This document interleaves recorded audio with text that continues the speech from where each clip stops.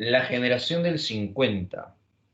Recuerda que la generación del 50 es una de las manifestaciones más representativas en el caso de la literatura peruana,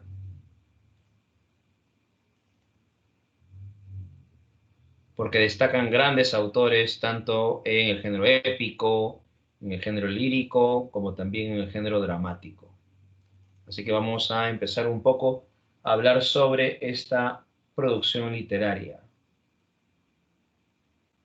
la generación del 50, tanto en poesía como también en narrativa.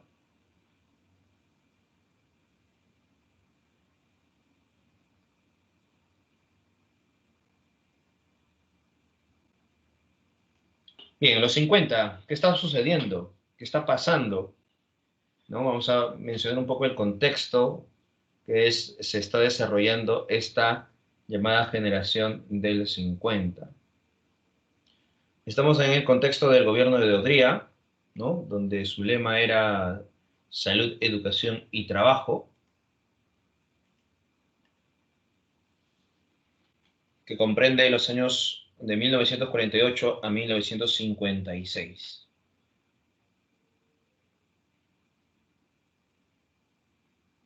Hay una infraestructura, ¿no? Hay un centralismo, una infraestructura ya urbana, nuevos hospitales, ¿no? Algunos ministerios, ¿no? Algunos colegios que se van a construir. Entonces hay una modernización de la urbe.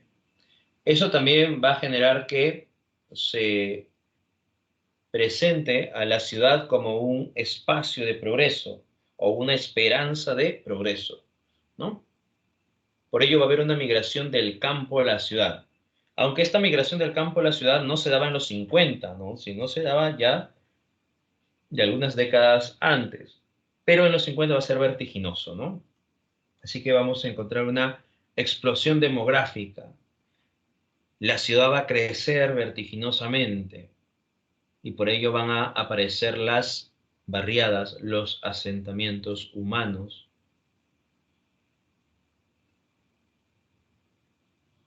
Así se va a configurar el contexto del 50, donde vamos a observar a un representante ya dentro del, en el caso de la literatura, ¿no? A un personaje nuevo dentro de la literatura peruana, que es el migrante provinciano. A través de la mirada del migrante se describe, se refleja la sociedad, ¿no? Los problemas de la sociedad, la ciudad y cómo se configura esta ciudad. ¿Qué tal? Buen día, Juan. Buen día, Luis.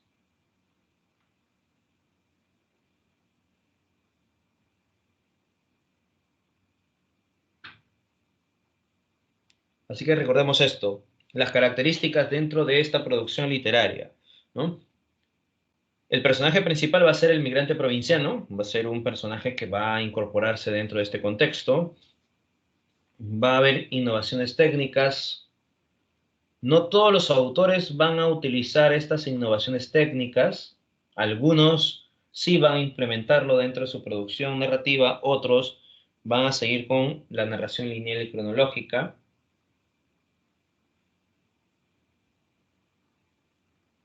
Pero ya se está viendo un cambio, ¿no? En la mayoría de los autores. Se está utilizando un lenguaje alegórico,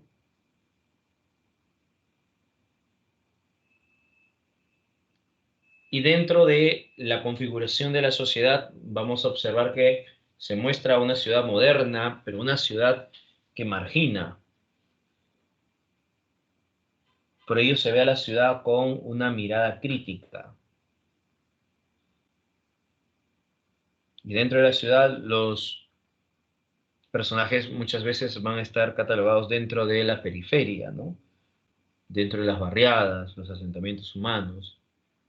Se refleja mucho esa noción de la migración.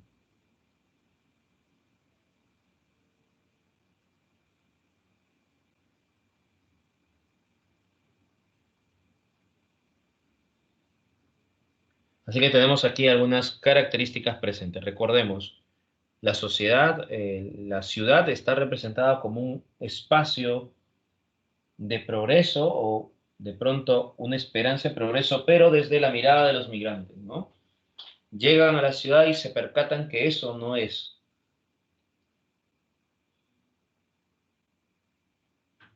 Porque la ciudad empieza a marginarlos y se observa ya la ciudad desde otro enfoque, ¿no?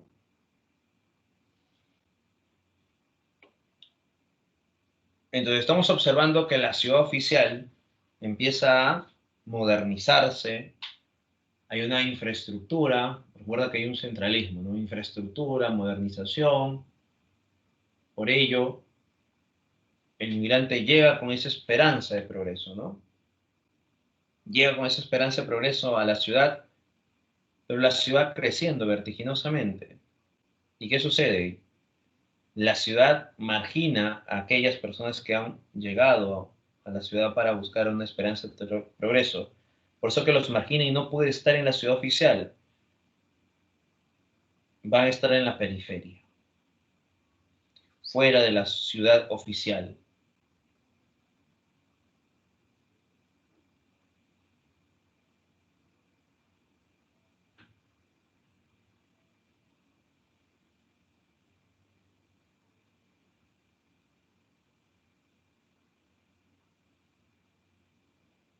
Entonces la periferia va a ser el espacio de marginalidad, ¿no? Aquellas personas que buscaban un mejor futuro, una esperanza de progreso, que de pronto van a darse cuenta cómo de pronto ellos van a ser marginados, ¿no? Entonces estamos observando que esta ciudad oficial no los alberga, los expulsa, los margina, y entonces tienen que estar viviendo en estos extremos, ¿no? En la periferia. Por eso que estos espacios de la periferia son los asentamientos humanos, son las barriadas que van creciendo, ¿no? Fuera de este espacio oficial. Más bien ellos van al espacio oficial para trabajar y recibir una miseria, ¿no? Para que les alcance solamente para sobrevivir, mientras que la ciudad oficial va creciendo.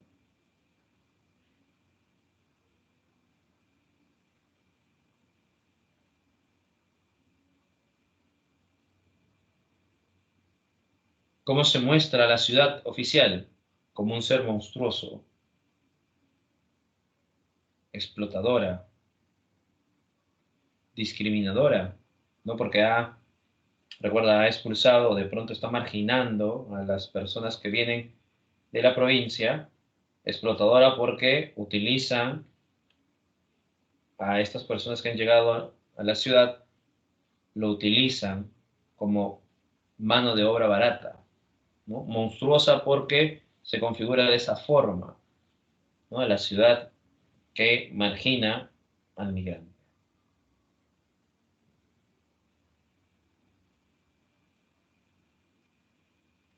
Dentro de la narrativa tenemos tres variantes.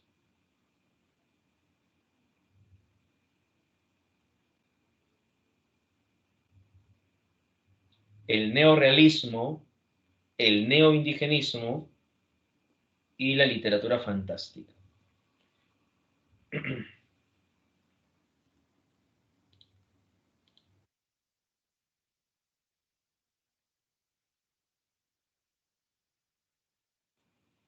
En el caso del neorealismo también se le denomina realismo urbano.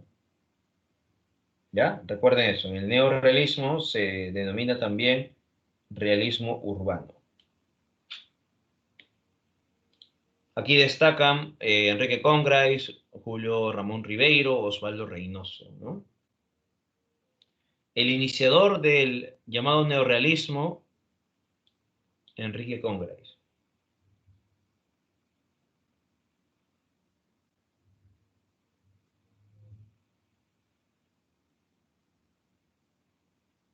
Tiene un cuento, ¿no? El niño de Junto al Cielo, de Enrique Congrais. también tiene un comentario llamado Lima Hora Cero, o de pronto esta otra historia, no una, sino muchas muertes. Ese es el neorrealismo, o realismo urbano, ¿no? Tenemos también el neoindigenismo. En el neoindigenismo vamos a encontrar a Carlos Eduardo Zabaleta, Eleodoro Vargas Vicuña, Manuel Escorza. Aquí ya incorpora elementos de la modernidad, las técnicas, ¿no? Dentro de la producción narrativa peruana.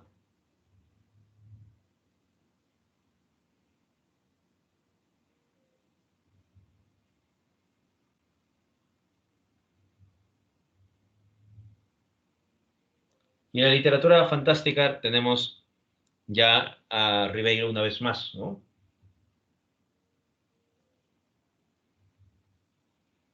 Doblaje, la insignia, viene ya con la influencia, ¿no? De estos autores como Kafka, Borges, entre otros. Entonces recuerda, el neoindigenismo, lo que se plasma en el neoindigenismo es ya la utilización de técnicas, ¿no? De la modernidad y además, por ejemplo, el uso del realismo mágico, ¿no? El pensamiento mítico del mundo andino presente en el neoindigenismo, ¿no? En este caso, vinculado a la urbe también, ¿no? Porque son personas, recuerda, que han salido de sus tierras y han llegado a la ciudad, ¿no? Entonces aquí tenemos tres vertientes: neorrealista, neoindigenista y la literatura fantástica.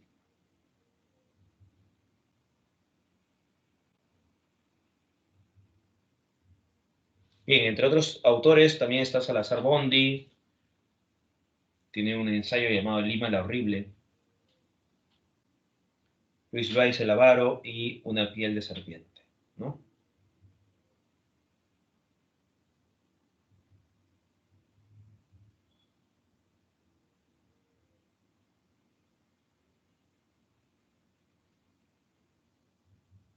Hablemos ahora de Julio Ramón Ribeiro.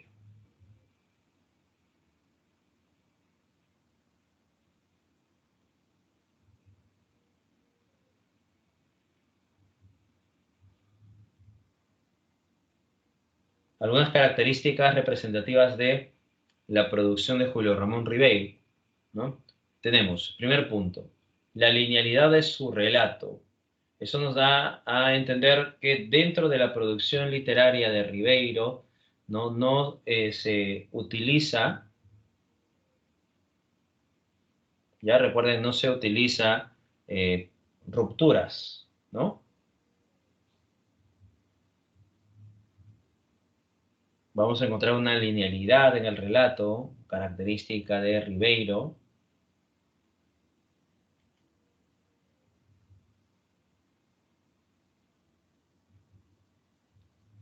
Entre los ejes temáticos podemos encontrar estos temas como la frustración, el fracaso y las angustias, ¿no? Y van a ser temas muy constantes dentro de su producción literaria. El tema de la frustración, el fracaso, la angustia, y eso a su vez va también a eh, vincularlo con el tipo de narrador que tiene, que se plantea Ribeiro, ¿no? Al contar sus historias.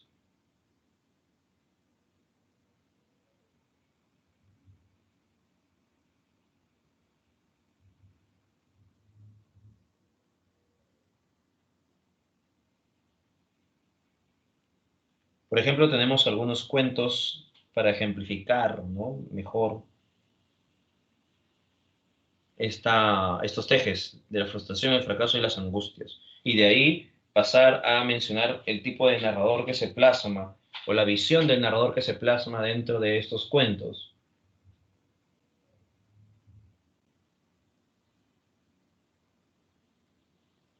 Tenemos, por ejemplo, el profesor suplente, tenemos alienación, tenemos también este cuento Los merengues, una aventura nocturna, los gallinazos sin plumas, entre otros, ¿no?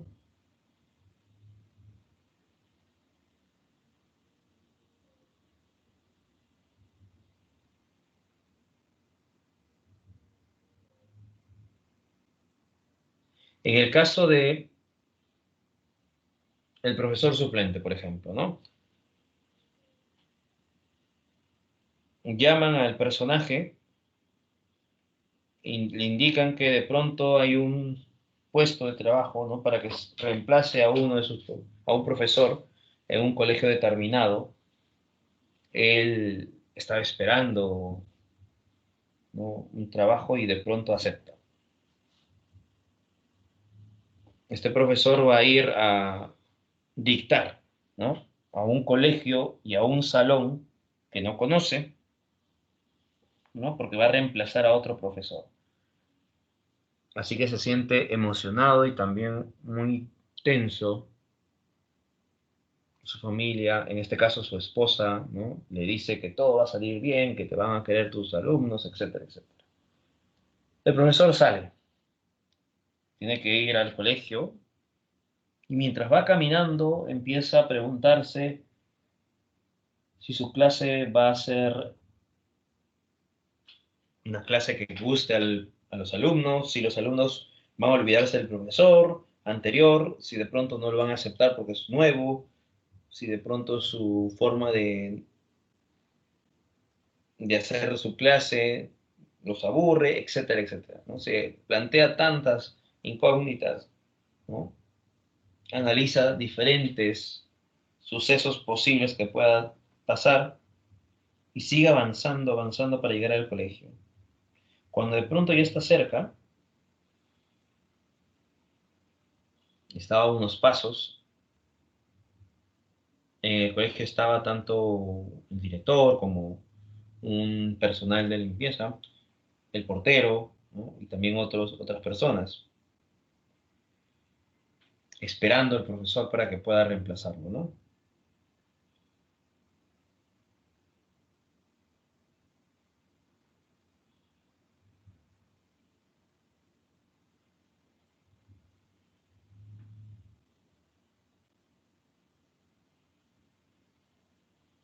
¿Qué sucede? ¿Qué sucede en ese momento cuando ya el profesor está a punto de llegar al colegio, ¿no?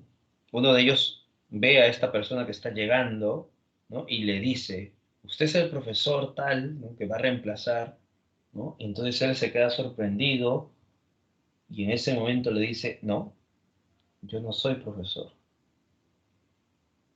Se ha confundido. Yo estoy pasando por aquí y avanza.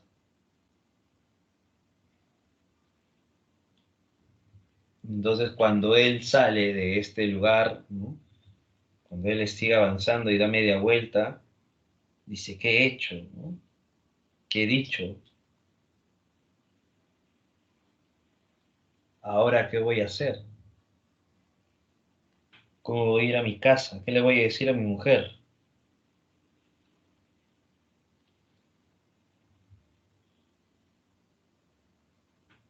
Así que lo que tiene que hacer el profesor es dar vueltas y vueltas, ¿no? Hasta que se cumpla un poco el tiempo y retorne a su casa.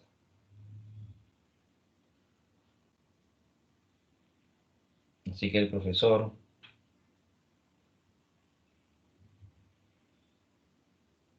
retorna vencido, derrotado a su casa. Imagínate lo que sucede. Pero eso no, ahí no acaba, ahí no acaba. Lo que viene a continuación es más mortificante, ¿no?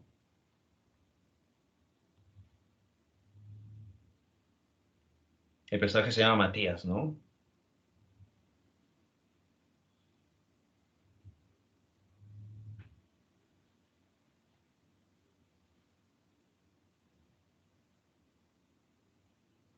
Así que el personaje retorna, ¿no?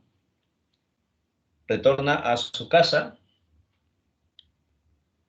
y de pronto su mujer sale, ¿no? Porque se da cuenta que ha retornado su esposo, ¿no?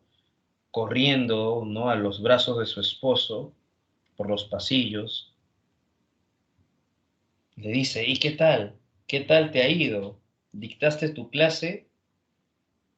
¿Qué han dicho los alumnos? Entonces el profesor Matías dice, magnífico, todo ha salido magnífico, le dice a su mujer. Me aplaudieron. Así que de pronto su mujer lo abraza. Y en ese instante cuando siente, ¿no?, los brazos de su mujer que le está, ¿no?, dando en el cuello, que lo está acercando, todo contenta, al verla llena de orgullo, ¿no?, su mujer, el profesor inclina la cabeza en el regazo de su mujer y empieza a llorar desconsoladamente.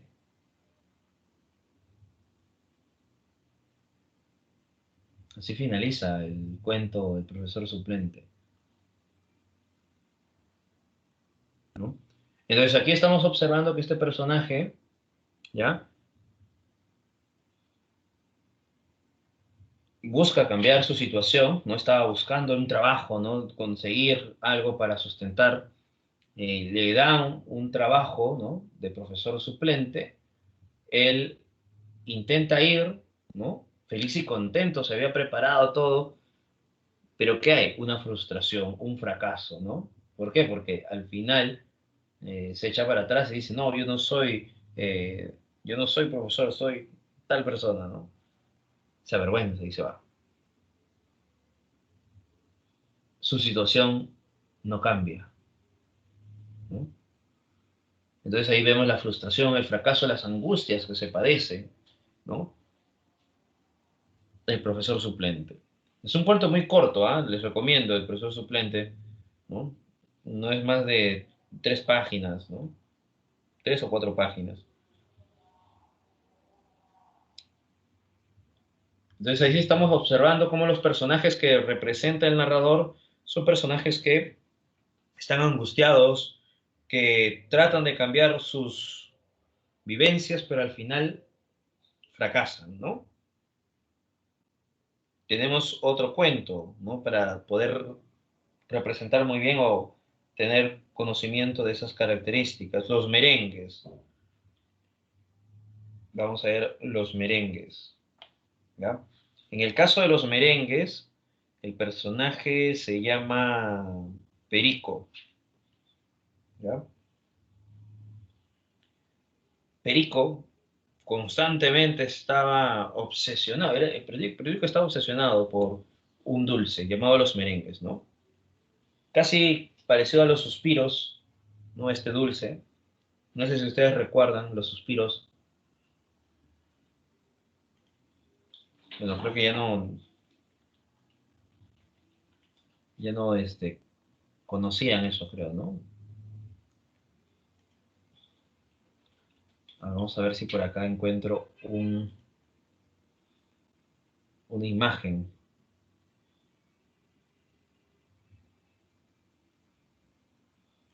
Ya, estos son los merengues.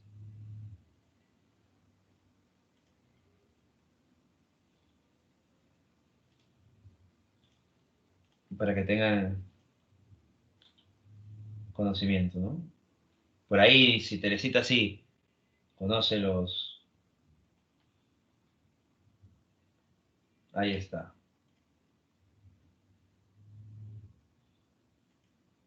Esos son los merengues, ¿ya? Obviamente de diferentes tamaños, formas, colores, ¿no? Como los suspiros que se decía. Ya, a ver, Perico estaba obsesionado por eso, ¿no? Por ese dulce, ¿ya?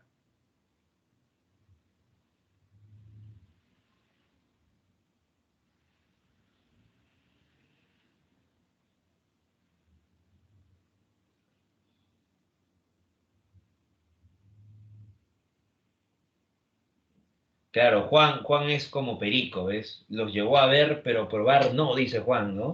No te preocupes. Perico era lo mismo, ¿no? Veía los merengues en la panadería, ¿no? ¿Ya? Entonces, ¿qué sucede? Sucede que de pronto estaba obsesionado, quería comer esos merengues, pero no tenía dinero, ¿ya? No tenía dinero. Así que cada vez que iba a este lugar, ¿no? Esperaba, miraba, salían y entraban personas comprando, ¿no? Algunos le entregaban pan porque pensaban que pobre niño, ¿no? No tiene nada que comer, le entregaban pan, le tiraban pan, como si fuese un perrito, ¿no? Le tiraban pan. Caía el pan en el suelo y entonces él, molesto, furioso, ¿no? Se sentía ofendido. Pan. Ojalá que me tiren merengues, pero pan, furioso, ¿no? Ofendido. El señor ¿no? Del lugar, ya, el dueño de la panadería, ¿no? Constantemente le echaba agua, le tiraba un cocacho para que se marche, ¿no? Porque estaba espantando a la clientela. Así que Perico recibía cocachos, ¿no? Insultos, se iba, pero siempre Perico bajaba y observaba, ¿no? Los merengues. Amaba los merengues, ¿no? Quería, como del lugar, comer esos merengues, ¿ya? Apenas un día, ¿no? Apenas su mamá cerró la puerta, Perico saltó del colchón y escuchó con el oído pegado a la madera los pasos que se iban alejando por el largo corredor. Cuando se hubieron definidamente perdido, se abalanzó hacia la cocina de querosene y hurgó en una de las hornillas malogradas y encontró algo. Había una bolsita de cuero, contó una por una las monedas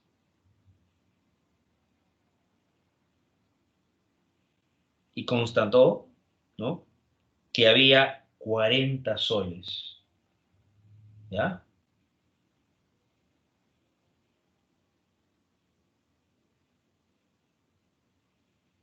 Había 40 soles. ¿Qué sucedía? Que su mamá escondía, ¿no?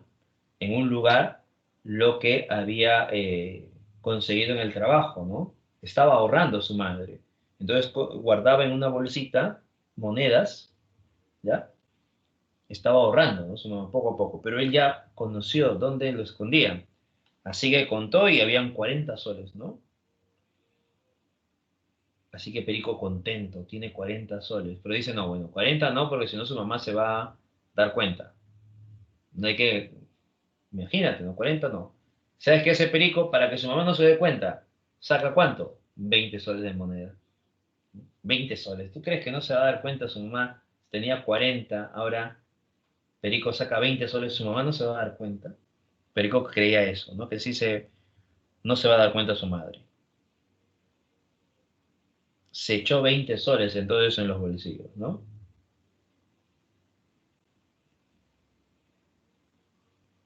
Guardó el resto en el lugar como si nada hubiese pasado, ¿no?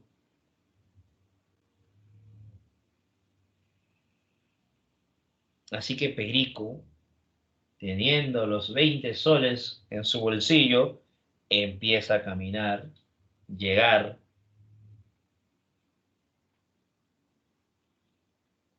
al lugar donde vendían los merengues.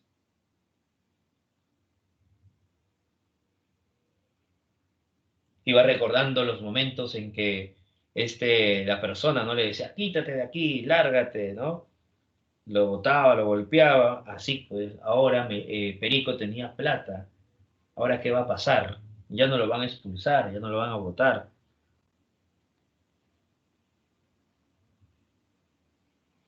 Así que Perico llega al lugar, contento, soberbio, ¿no?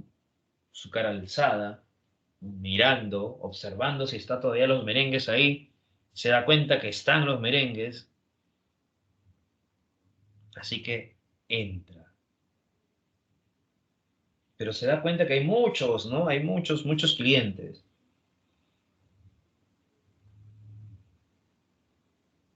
Como Perico es muy pequeño, ¿no? Lo opacan, ¿no? Entra uno mayor, ¿no? El comensal no puede ver a Perico. Hasta que de pronto en un momento determinado, cuando ya las personas están marchando, la persona ¿no? De que está despachando, le dice, otra vez aquí, lárgate, vete, le dice, vete de mi tienda, ¿no? Porque creía una vez más que Perico no tenía dinero para comprar un merengue, así que lo estaba expulsando. Perico escuchó eso, ¿no? Lejos de obedecer, Perico más bien se pone firme, ¿no? Alza el pecho, mira todo soberbio, todo triunfante. Así que Perico, todo triunfante, le dice, deme 20 soles de merengue.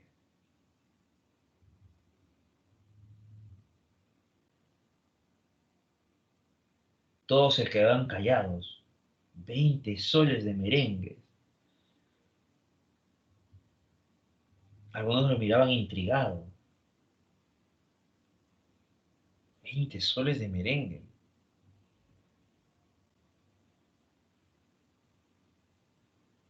Imagínate comprarte 20 soles de merengues. Con unos cuantos ya te quedas prácticamente, ¿no? Anonadado, ya no quieres más, pero 20 soles de merengue. La persona no le hizo caso, ¿no? Pensaba que estaba jugando, así que sigue, ¿no? Realizando sus quehaceres, las personas están pasando, ¿no? Entregan, compran y todo lo demás. Perico dice, qué extraño, no me habrá escuchado. Así que dice, bueno, voy a decir de nuevo. Y lo grita, ¿no? 20 soles de merengues, una vez más, con más fuerza todavía, ¿no? Y la persona lo observa una vez más, un poco complejo, ¿no? Y Perico le dice, ¿no has oído? Sí, todavía Perico, ¿no? Todavía le dice así, ¿no has oído? Quiero 20 soles de merengues. El empleado se queda mirando, se acerca más a Perico y le agarra de la oreja y le empieza a jalar. Estás bromeando, ¿no, palomilla? Lárgate de aquí. Perico se va por un lado y dice, a ver, enséñame la plata, le dice el señor. Así que de pronto Perico, sin disimular su orgullo, saca del bolsillo, ¿no? Y echa en el mostrador las monedas. La persona empieza a contarle los dineros. ¿Quieres que te dé todo esto en merengues? Le pregunta entonces a Perico.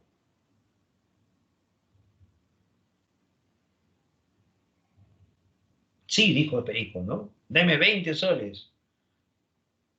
Buen empacho te vas a dar, le dice, y todos se ríen, ¿no? Perico, al observar que todos estaban riéndose, viéndolo, como que de pronto sintió vergüenza, ¿no? Ahora Perico le dice, pero deme 20 soles de merengue, ya pues, deme, le dice, ¿no? Ahora su voz ha cambiado de Perico, ya no está fuerte, ¿no? Su voz ahora le dice, por favor, ya, ¿no? Él le dice, ¿vas a salir o no? Lárgate, le dice, pero despácheme antes, por favor, le dice. ¿Quién te ha encargado todo esto? Mi mamá. ¿Tu mamá? ¿Estás seguro tu mamá? Debes haber escuchado mal. 20 soles es una locura. Anda, pregúntale de nuevo o que te escriba. De pronto que te escriba en un papelito qué es lo que quiere. Así que lárgate, no molestes. Perico se queda pensativo, ¿no? ¿Cómo va a ir donde su mamá y que de pronto le escriba? Vio los merengues, vio que de pronto ya su hazaña se estaba diluyendo, así que le empieza a decir, por favor, deme 20 soles, aunque sea, deme 10 soles de merengues, nada más, aunque sea 10, ¿no? Así que el señor le mira y le da un cocacho.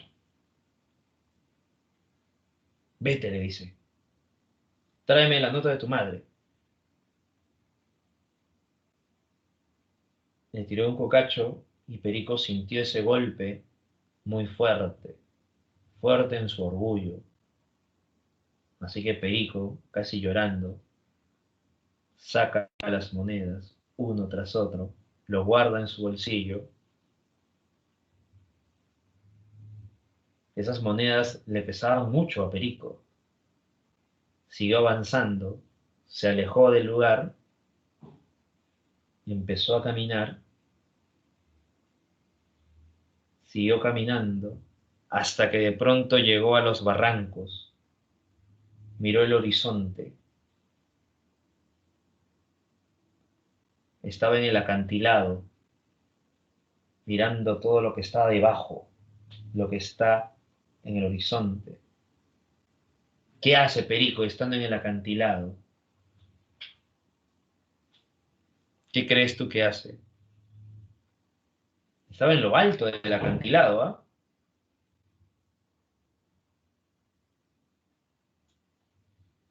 Está en lo alto del acantilado. Perico ve el horizonte, ve a lo lejos la playa. En ese instante, ¿qué hace Perico?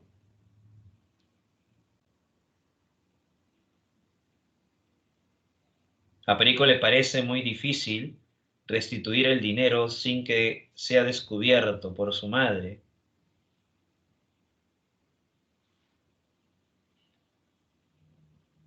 Así que Perico saca las monedas de su bolsillo y una tras otra lo va lanzando,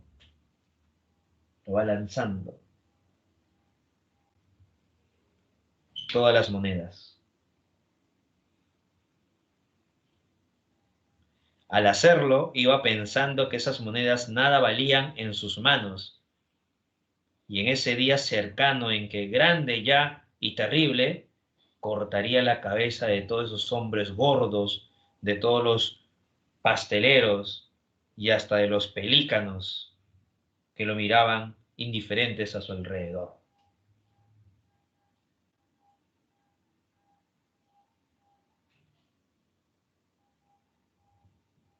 Eso es los merengues. Una vez más, ¿cuáles son los ejes dentro de esta historia? La frustración, el fracaso, la angustia, ¿no?, de estos personajes, ¿no? Los cuentos de Rivero terminan así, ¿no? El narrador tiene una mirada escéptica, ¿ya? El narrador tiene una mirada escéptica, pesimista, recuerda eso, ¿ya? No, ya no te cuenta eso, ya imagínate que te contase eso, ¿no? Claro, una mirada pesimista, una mirada escéptica, ¿no? Porque no cree que sus personajes puedan cambiar de situación. Por eso que el narrador tiene una mirada pesimista, ¿no? Es un narrador pesimista con una mirada, como te digo, escéptica, porque no cree que sus personajes puedan cambiar de situación, ¿no? Intentan, buscan, como den lugar, cambiar de situación los personajes, pero al final fracasan, ¿no? Al final se frustran esos cambios que esperaban esperar, ¿no?, estos personajes,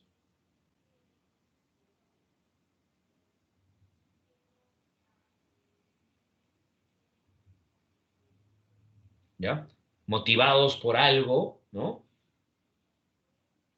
Angustiados, en este caso por los merengues, Perico, intenta, ¿no?, acomodar el lugar, cambiar de su situación. En este caso, ¿no?, le quita el ahorro de su madre, va y cuando ya está con la intención de hacer este cambio, se frustra, ¿no? Fracasa su intento. Frustrado ya tira las monedas, ¿no? Entonces hay una mirada escéptica, pesimista del personaje. ¿Ves? Tanto en esta historia como en la anterior del profesor suplente.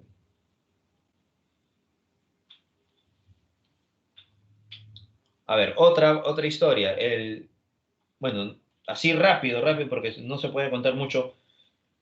Una aventura nocturna, por ejemplo, ¿no? En una aventura nocturna también encontramos eso. Un señor, bueno, un joven, ¿no? Está tomando, ¿no? Está en como una especie de cantina ¿no? La mujer va observándolo, ¿no? Empieza a coquetear, ya se están yendo las personas, solamente quedan muy pocas, ¿no? Una, dos o tres que están ahí tomando, ¿no? Bebiendo. La chica ya tiene que cerrar, se queda él solo, ¿no? Ella le sigue coqueteando, le insinúa algunas cosas, él también, así que de pronto él dice, es mi noche, ¿no? Al fin voy a estar con esta persona. Así que esta joven le dice, pues, antes de eso hay que cerrar el lugar, ¿no? Sí, pero ayúdame a guardar las cosas, ¿no? A limpiar estas cosas de aquí, las mesas, las sillas. Y él dice, sí, no te preocupes, ¿no? Hace todo. Ella también, ¿no? Va limpiando, le dice, ¿no? Porque tengo que cerrar ya el local, ¿no? Él feliz y contento, ¿no? Sonriendo, hablando con ella, ¿no? Así que de pronto, cuando ya está todo, ¿no? Todo limpio, ¿no? Pone música, ¿no? En el disco, ¿no? En la rocola, ¿no? ¿Fumas? Sí, ya. No, no fumo. Ok, ¿no? Entonces, ¿qué sucede? Hay que guardar las mesas de la terraza, ¿no? Está bien, guarda las mesas, ¿no? Se levantó, ¿no? Con todas sus fuerzas, empezó a guardar.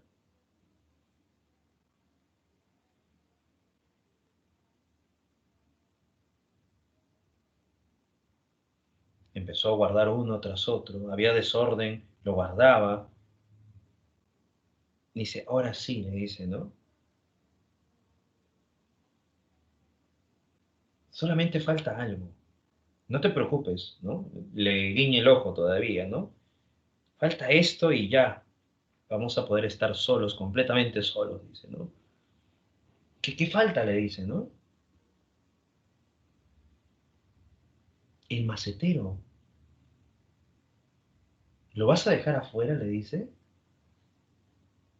Cuando el personaje ya estaba, ¿no? Estaba acercándose a la chica, ¿no? Para darle un beso, ¿no? De pronto para estar con ella, le dice, pero espera, espera, falta el macetero, no me digas que lo vas a dejar el macetero afuera. Y él dice, ah, verdad, el macetero, sí, no te preocupes, yo lo guardo. Así que de pronto él sale, ¿no? Feliz y contento porque solamente queda el macetero, ¿no? Agarra el macetero, ¿no? Lo levanta, se da media vuelta y en ese instante observa algo. Había cerrado la puerta. Él le dice, pero, ¿por qué no abres? Abre. Ella lo miraba, risueña, graciosa, con un gesto negativo le dijo, ¿no? Y con el dedo, que no, abra.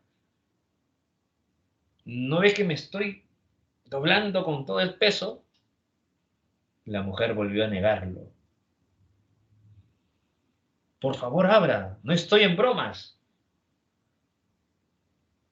La mujer corrió al cerrojo, le saludó, se despidió, se dio media vuelta y se fue, ¿no? Entró.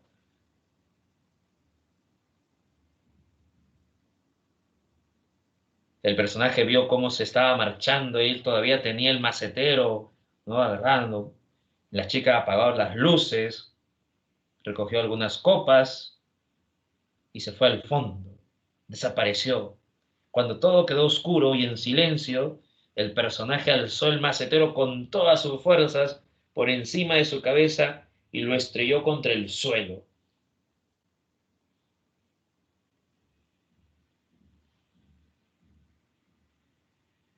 Y cuando el macetero cayó y empezó a hacerse añicos, cada añico reconoció el personaje un pedazo de su ilusión rota. y tuvo la sensación de una vergüenza atroz, como si un perro lo hubiera orinado.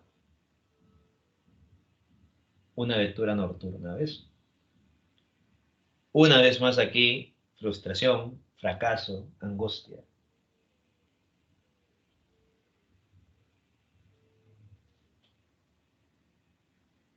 Ahí está, es otro cuento donde se muestra esas nociones, ¿no?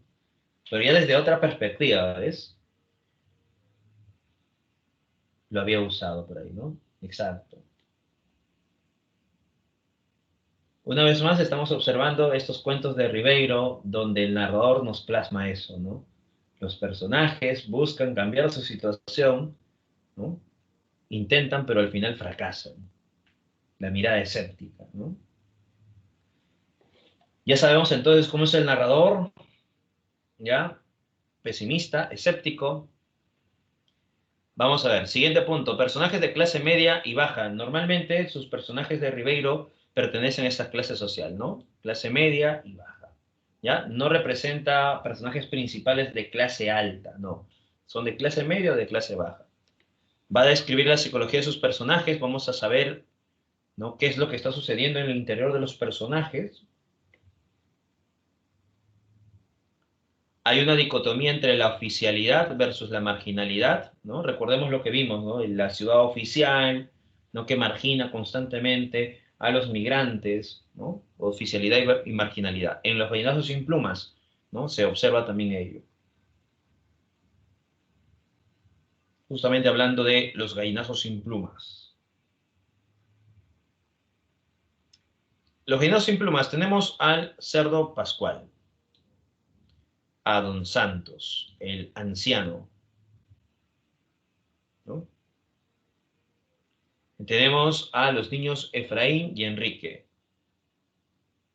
Enrique es el mayor, Efraín es el menor, y el perrito Pedro.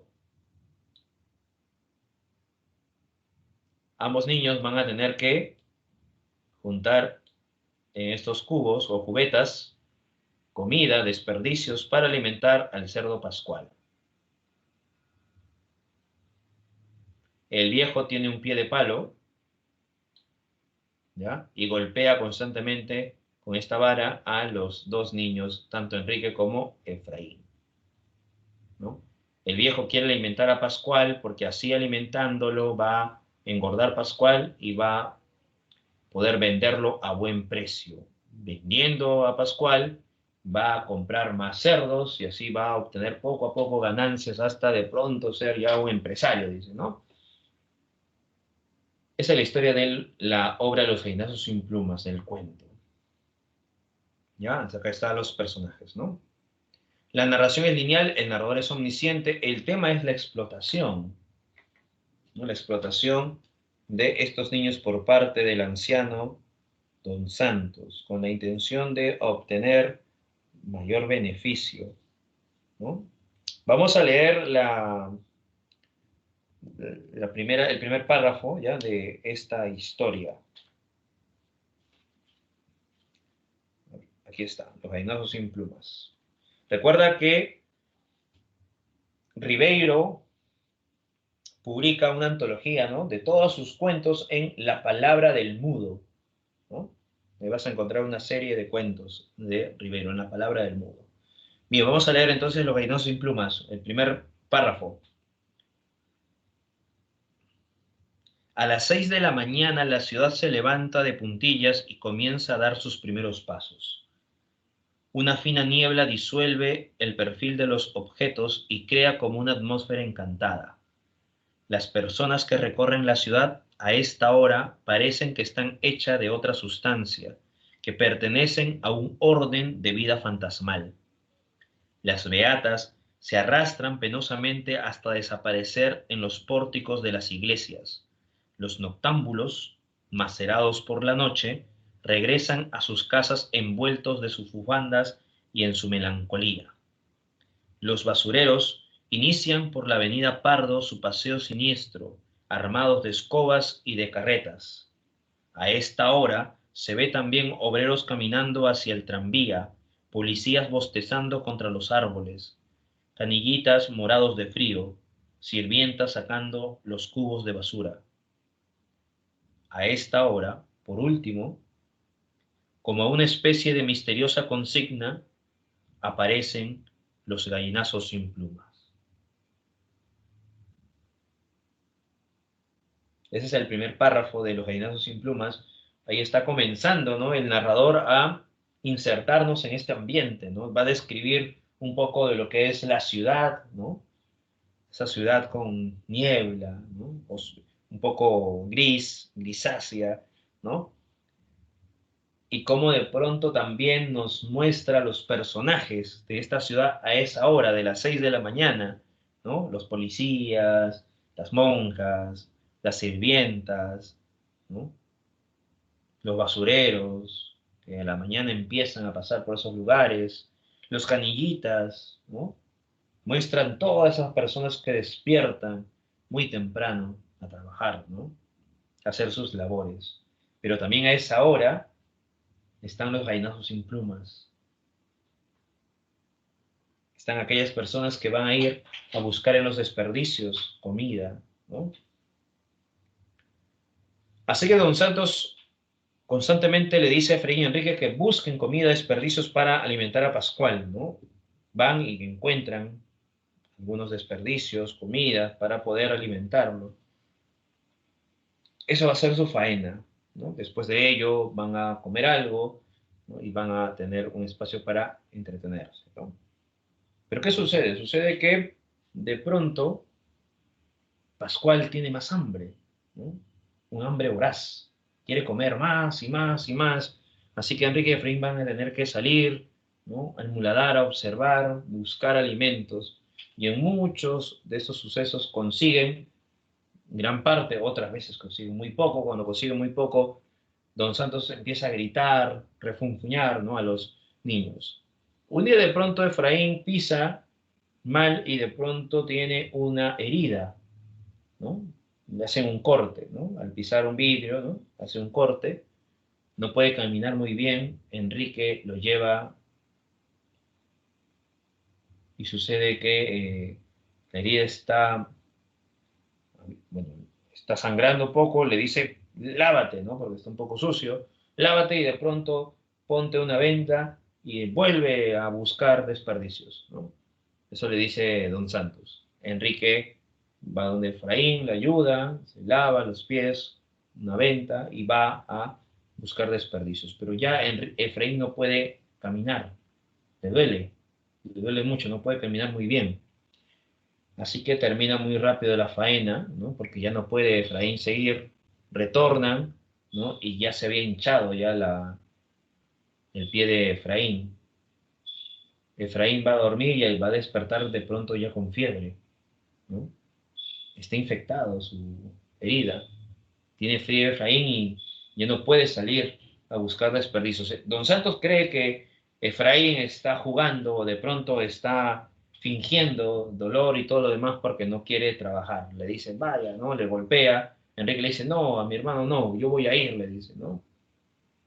Enrique va, ¿no?, consigue desperdicios y trae a Pedro, ¿no?, porque Pedro le está siguiendo a Enrique. Don Santos molesto le dice, ¿qué es esa cosa?, ¿no? Es un perro carachoso, flacuchento. Le dice, es Pedro, lo llama así, ¿no? Él me ayudó, tiene buen olfato, sabe dónde hay comida, ¿no? Entonces Don Santos dice, está bien, que se quede, pero yo no lo voy a alimentar, tú lo alimentarás, ¿no?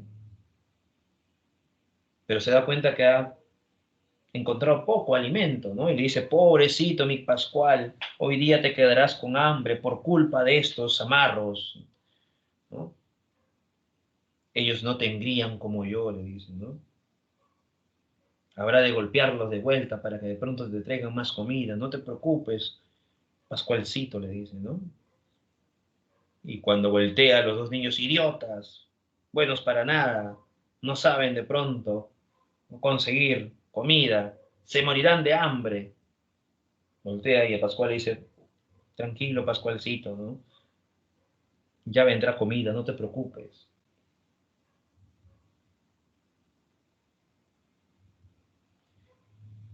Así que de pronto don Santos, al día siguiente, cuando Enrique despierta, Efraín recuerda que está dolorido, está con fiebre, ¿no? Enrique ya no puede tampoco ir, porque está un poco mal.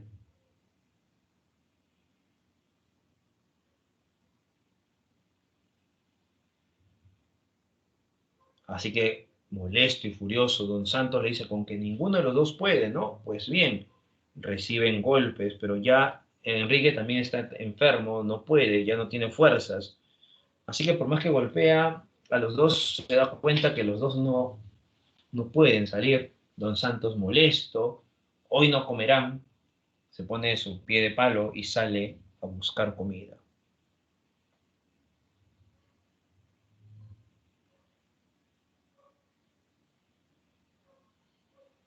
No encuentra mucho, molesto, entra y golpea, ¿no? Pedazos de mugre, le dicen, ¿no? Ya saben qué van a hacer, no van a tener nada de qué comer.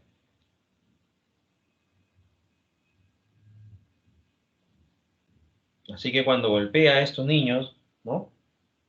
Enrique le dice a Efraín, ¿no? Tranquilo, no te preocupes. Va donde su padre, donde su abuelo le dice a Efraín no, por favor, él no tiene la culpa. Déjame a mí solo, yo saldré, yo iré al muladar, pero a él no le golpees. Así que don Santos le dice, está bien. Enrique agarra las cubetas, se va a ir y Pedro le sigue.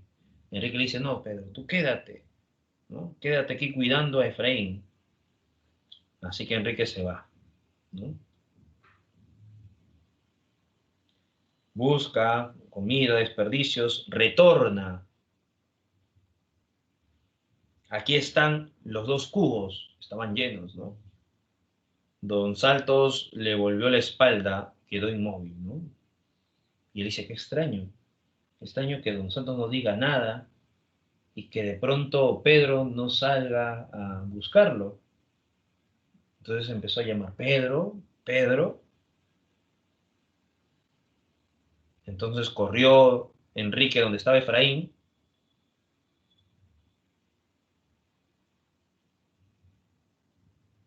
¿Dónde está Pedro? ¿Qué ha pasado? Le dice, ¿no? Y Efraín llorando le dice, Pedro ha mordido al abuelo, el abuelo cogió la vara, después lo sentí aullar. Salió Enrique del cuarto, gritó, Pedro, Pedro, ven aquí, ¿dónde estás, Pedro? ¿Dónde estás? Nadie le respondía, ¿no? Ahora le pregunta al viejo, ¿dónde está Pedro? Su mirada descendió al chiquero. Pascual devoraba algo en medio del lodo. Aún le quedaban la pierna y el rabo del perro. Sucede que de pronto don Santos agarró en la desesperación y molesto también porque Pedro le ladró, agarró al Pedro, lo lanzó al chiquero. Y Pascual, que tenía hambre, empezó a comerse el perro.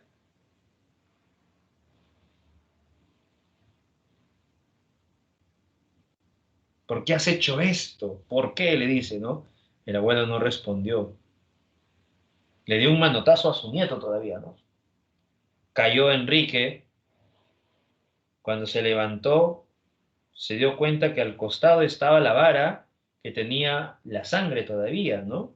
Con esa vara había golpeado a Pedro. Así que, molesto, agarra entonces a Enrique, va directamente donde su abuelo le dice, voltea, voltea, le dice, ¿no? Don Santos voltea en ese instante y recibe un golpe con esa vara en la cabeza, ¿no? Cerca al pómulo. Enrique dijo eso y le iba a tirar otro más, ¿no? Otro golpe más con la vara, pero se detuvo, se asustó por lo que estaba haciendo. Tiró entonces la vara, ¿no? Retrocedió. El anciano, al golpear, al ser golpeado, ¿no? Da unos pasos atrás, pero resbala, producto del lodo, y cae, ¿no? Cae el chiquero, se rompe su pie de palo y cae en el chiquero. Pascual estaba en un costado observando todo. Enrique se va corriendo donde está su hermano. El anciano le dice, pero ayúdame, ayúdame, le dice, ¿no? Aquí, Enrique, ayúdame, a mí, Enrique, le dice. Pero de pronto Enrique ya entró al cuarto donde estaba Efraín. Le dice, pronto, a Efraín, ¿no? Pronto, Efraín, el viejo se ha caído al chiquero, debemos irnos de acá. Y entonces Efraín le dice, ¿pero a dónde? ¿A dónde vamos a ir? Enrique le dice, a donde sea, al muladar, donde podamos comer algo, donde los gallinazos, vámonos. No puedo pararme, le dice su hermano. Enrique entonces levanta a su hermano, lo pone en hombros, ¿no? Lo estrecha contra su pecho y empieza a caminar los dos juntos, como si fuesen una sola persona, ¿no? Lentamente van cruzando el corralón. Cuando abrieron el portón de la calle, se dieron cuenta de que la hora celeste había terminado y que la ciudad, despierta y viva, abría ante ellos su gigantesca mandíbula. Desde el chiquero llegaba el rumor de una batalla.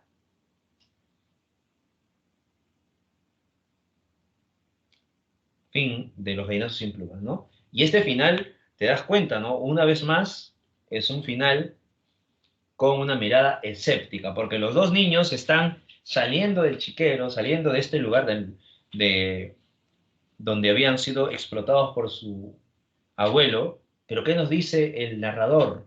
¿No? Nos dice,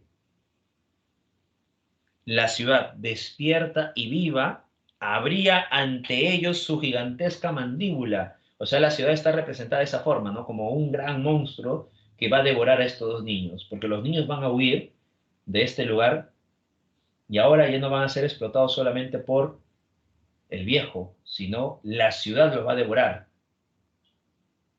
Así que de pronto los dos niños van a ser explotados por la ciudad. O sea, van a seguir siendo explotados. No van a cambiar su situación.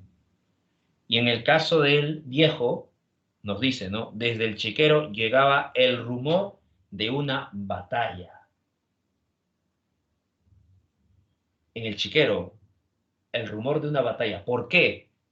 Porque Don Santos y el cerdo Pascual están enfrentándose, ¿no? No te dice que lo devora sí o sí, pero sí que hay un enfrentamiento.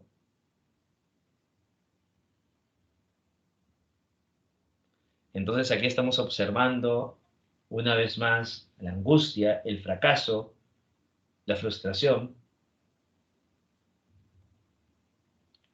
¿Y qué representa el cerdo pascual?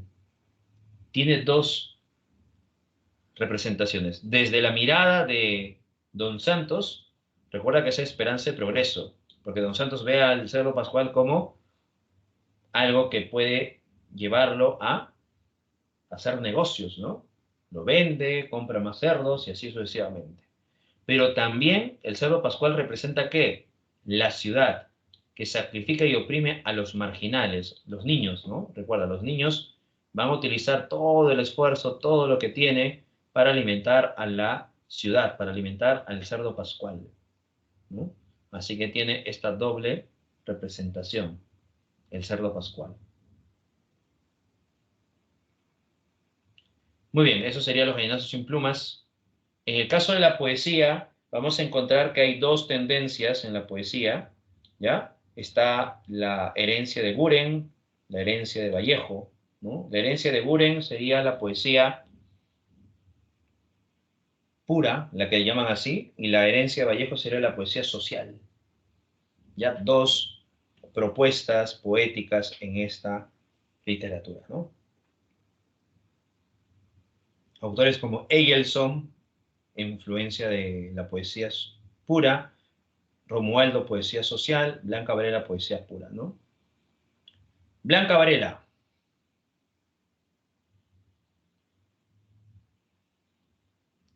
Entre sus obras tenemos Ese puerto existe, Luz de día, Valse y otras falsas confesiones, Canto villano, entre otros, ¿no? Aquí tenemos un fragmento del Vals del Angelus de Blanca Varela, donde se muestra ya el uso de la voz femenina, ¿no? Porque en su anterior poemario, Ese puerto existe, utilizaba una voz masculina, ¿ya? Aquí ya hay una mirada femenina, una voz femenina. Características de Blanca Varela.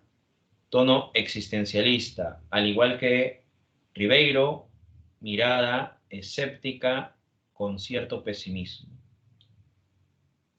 Va a estar influenciado por el surrealismo, va a utilizar un lenguaje depurado sin adornos ni grandilocuencia, ¿no? Es lo contrario a Chocano. Chocano en el modernismo era un autor grandilocuente, ¿no? Recuerda que adornaba constantemente su poesía. Blanca Varela no hace eso, ¿no? Blanca Varela va a utilizar las palabras exactas, ¿no? Precisas, ¿ya? No le gusta adornar el lenguaje, ¿no? Preferencia por el verso libre, sin signos de puntuación ni mayúsculas. La mayoría de sus obras poéticas no vamos a encontrar mayúsculas, no vamos a encontrar signos de puntuación. A eso se le llama la escritura automática, ¿no? Vinculada al surrealismo también. Elude la confidencialidad, la confidencia, el sentimentalismo, el sentido melodramático, los desgarramientos personales, elude a eso, ¿no? No utiliza esos elementos. La crítica literaria llama el silencio expresivo al estilo de Blanca Varela. Su estilo es reconocido como el silencio expresivo porque en el poema se emplea la palabra rigurosa y precisa donde brilla la lucidez e intensidad de los significados. Este es su poema, ¿no? El poema se llama Identikit, son 4 versos. Todo eso es el poema de Identikit que está en la segunda parte de Canto Villano llamado Los ojos de ver. Dice, sí, la oscura materia animada por tu mano soy yo.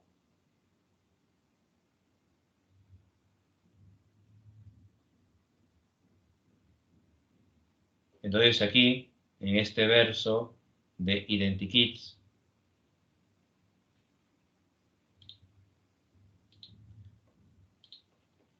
estamos observando, mira, no tiene signos de puntuación, no tiene mayúsculas, ¿ya? Y sus palabras son exactas, ¿no? Precisas, por eso que no hay una cierta grandilocuencia.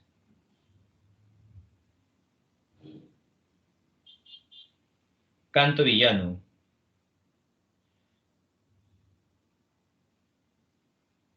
A ver, antes de pasar a Canto Villano, porque este poema está dentro de Canto Villano, ¿ya? En Canto Villano se va a observar esta crítica a la visión patriarcal, al machismo y la visión patriarcal. Entonces, teniendo en cuenta ese panorama dentro de Canto Villano, podemos comprender también este poema Identikit, la identidad, ¿no? El título. Aquí hay una aseveración, sí, ¿no? La oscura materia animada por tu mano. ¿La mano de quién? Soy yo. Ese yo, esa voz poética, ¿no? Está refiriéndose a la mujer, ¿no?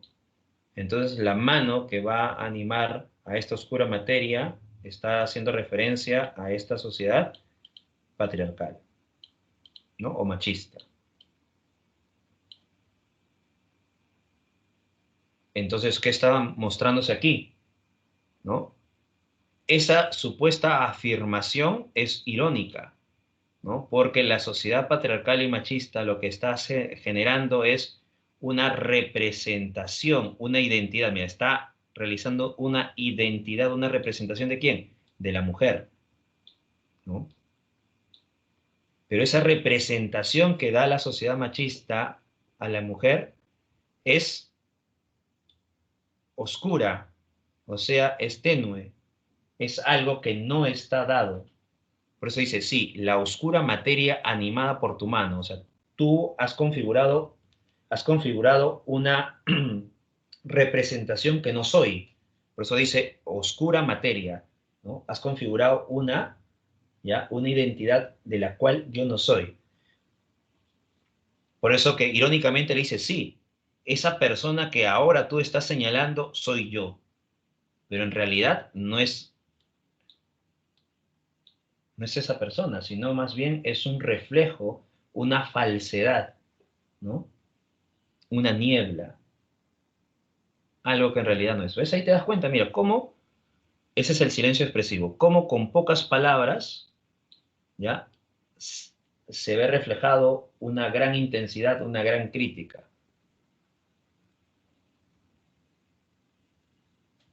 Y ahí te habla justamente de esa noción de la sociedad machista, ¿no? La configuración de la mujer, ¿no?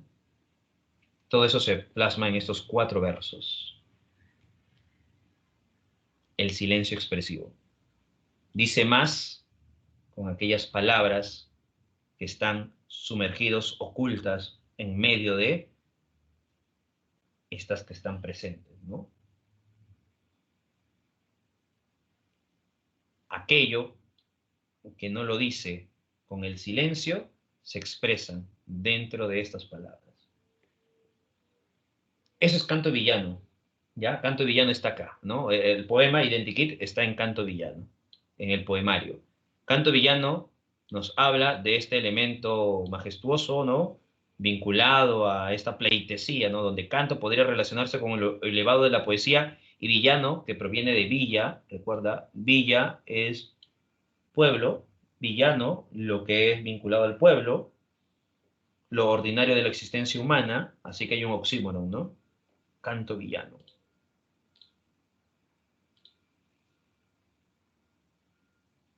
En Canto Villano encontramos 2 apartados. El primer apartado, Ojos de Ver, que tiene 7 poemas. Dentro de esos 7 poemas está Identikit. Este es el segundo poema, ¿no? A la realidad. Así que te falta solamente conocer 5 poemas más y ya tienes la primera parte de Canto Villano. Esta parte, Ojos de Ver, tiene un conjunto de poemas resaltados por su brevedad. Mira, tiene entre 2 a 4 versos. Este poema también tiene 4 versos, ¿no? A la realidad. Y te rendimos, diosa, el gran homenaje, el mayor asombro, el bostezo, dice, ¿no? Ese es Ojos de Ver. En el siguiente apartado, la siguiente parte de la obra Canto Villano también se titula así, Canto Villano, y tiene 13 poemas. Está compuesto por poemas mediana y de larga extensión, ¿no? Aquí tenemos el poema de mediana extensión, Curriculum Vitae, donde encuentras también un sentido pesimista, ¿no? Digamos que ganaste la carrera y que el premio era otra carrera, que no bebiste el vino de la victoria, sino tu propia sal, que jamás escuchaste vítores, sino ladridos de perros, y que tu sombra, tu propia sombra, fue tu única y desleal competidora, ¿no? Ahí está la noción escéptica de la vida, pesimista, que al final el ser humano no descansa, ¿no? Lograste alcanzar, ganar la carrera, pero tu premio es otra carrera, así que vas a tener que enfrentar una vez más a tus oponentes. Por eso dice que no bebiste el vino de la victoria, sino tu propia sal, tu esfuerzo, todo el esfuerzo que hiciste para lograr alcanzar esta meta, esta carrera, ¿te llevó a qué? Te llevó más bien a empezar otra carrera. Que jamás escuchaste vítores, sino ladridos de perros, o sea, las críticas de los demás, ¿no? Y que tu sombra, tu propia sombra, fue tu única y desleal competidora, o sea, tu otro yo, ¿no? Tu ser, tu interior te decía que no podías, ¿no? Así que para superar te has tenido que enfrentar a tu propia sombra, porque ella era tu leal competidora, ¿no? Terminaste la carrera y volviste a empezar otra, y otra, y otra, y otra, y otra, hasta que llegue la muerte y al fin descanses.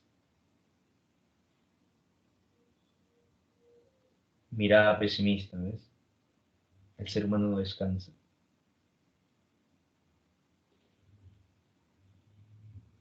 Entre los ejes temáticos encontramos la materialidad del ser humano, el cuerpo, ¿no? Acá lo estamos mencionando también por aquí, el cuerpo femenino, la espiritualidad corporizada rompe con la cotidianidad de los valores familiares, el silencio como espacio de resistencia de la mujer, lo vimos en Identikit, ¿no? En el poema Identikit, ¿ya?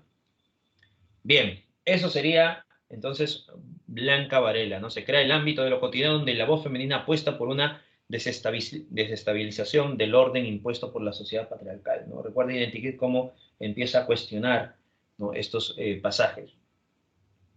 La preponderancia del cuerpo femenino y la espiritualidad corporeizada rompen contra la cotidianidad de los valores familiares, ¿no? Cuestiona eso, cuestiona cómo es representada la mujer en sus diferentes ámbitos, ¿no? Así que es una voz contestataria, de protesta también, ¿no?, dentro de Canto Villano.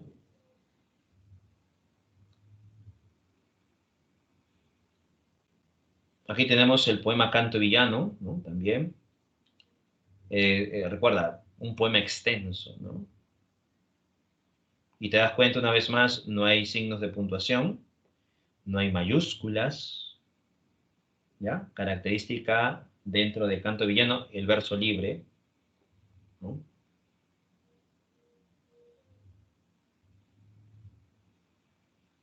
Muy bien, vamos con algunas preguntas, ¿ya? A ver, vamos con la pregunta número 1 y la pregunta número 2. A ver, marque verdadero o falso, dice. En el caso del narrador, la narrativa de Ribeiro tiene una actitud escéptica de la vida, verdadero. ¿Intensifica la experimentación verbal? No, no utiliza experimentación en Ribeiro. Prefiere enfocarse en la visión del indígena, en la visión del indígena, no, del migrante, no del indígena. Lenguaje coloquial y socarrón, gracioso y burlesco, ¿no? Un socarrón no.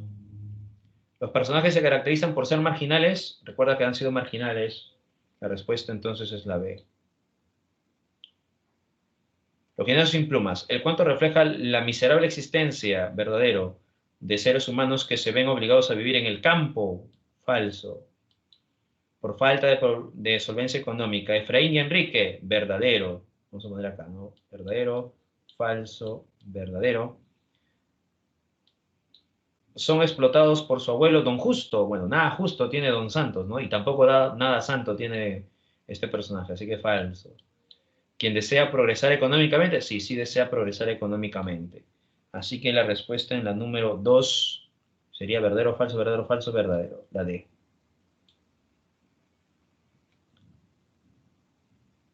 Pregunta 3.